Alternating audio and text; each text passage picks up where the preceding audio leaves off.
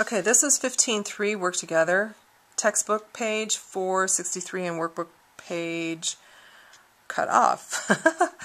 Have no idea what workbook page is it. It's like 406 or something like that. It was copied a little crooked, so the page got cut off. This particular chapter happens to deal with, well, when you used to do the worksheet, you made a owner's equity statement. Well, instead of owner's equity, this is called a stockholder's equity statement. Each share of stock issued by the corporation has maturity value, and a value assigned to the share of stock is printed on the stock certificate, which is called a par value. And we need to include how much the par value is on our stockholders' equity statement. We need to also include how many shares have been issued and the value, how many shares have been, or I should say the beginning amount of shares and how many were issued, and then what the current value of shares happens to be. So this is really quick. This is not too hard or fancy. It just tells me we're still working for Interstate Tires, Inc. So let's write that on the top line.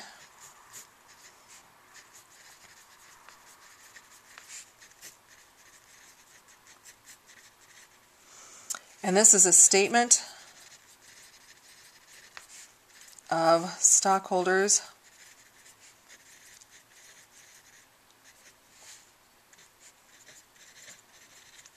equity. And if you notice, this happens to be a S apostrophe.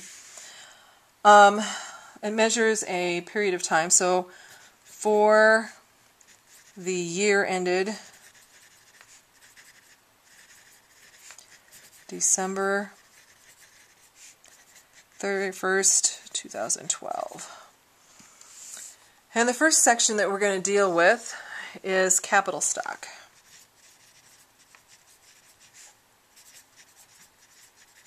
That is an A.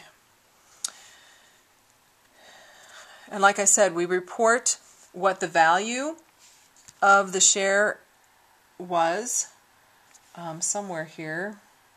Prepare a statement of stockholders' equity for the current year. As of January 1st, Interstate Tires had issued 100,000 shares of capital stock at a par value of $1 per share. So we will put up here, we're going to indent just a little bit, dollar per share. That's just information. It also said that's what it had issued as of January 1st. So I'm going to say January, this is like the beginning balance, January 1st, 2012, 100,000 shares issued. Okay, so if I take $1 times 100,000, the value right now is 100,000. And then if I take, it says here during the fiscal year the corporation issued another 10,000. So I'm going to write in here issued during current year. And you want to write in 10,000 shares. Man, that's a lot to write in that spot. So 10,000 shares at $1 each would be 10,000.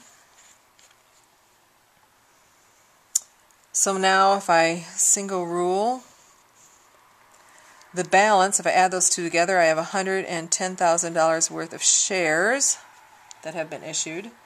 So the balance on December 31st of 2012 is 110,000 shares issued.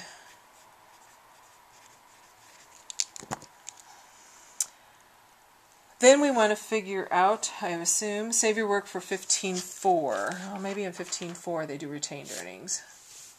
Hang on, let me see.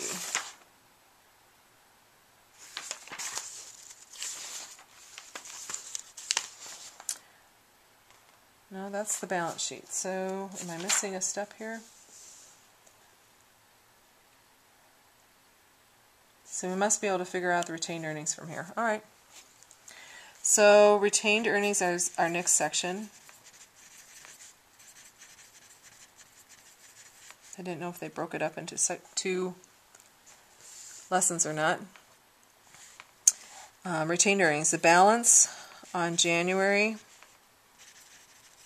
1st, 2012. And if I go back to my worksheet on 15.1, where is retained earnings? Should be on the first page.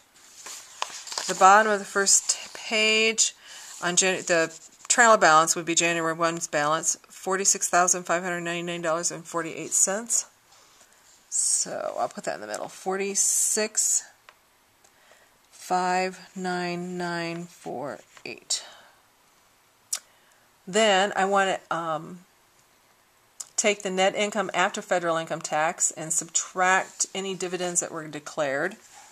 So net income, and you have to abbreviate, after federal income tax. Net income after federal income tax would be this bottom line. I don't know if you can see that down here. It says net income for federal income tax, $62,907.35.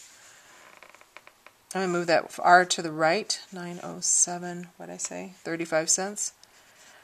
And then I'm going to say less dividends declared.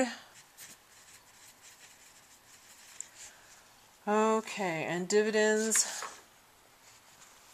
it's on the top of the second page on your worksheet.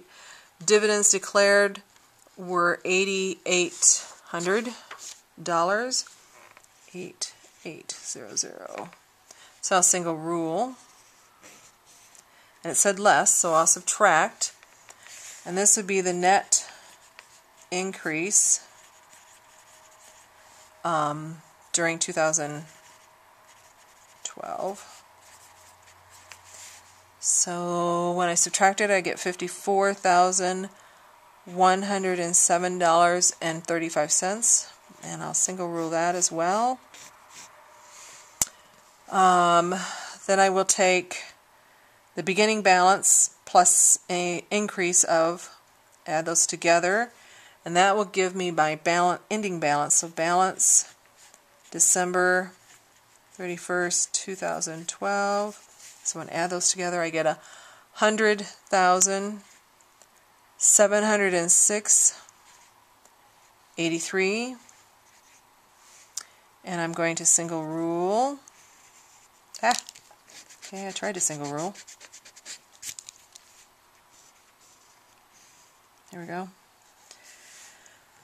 And when I take the shares, capital stock, and my retained earnings, and I add it together, I get $210,706.83. That would be the worth of my business, but it's called total stock holders equity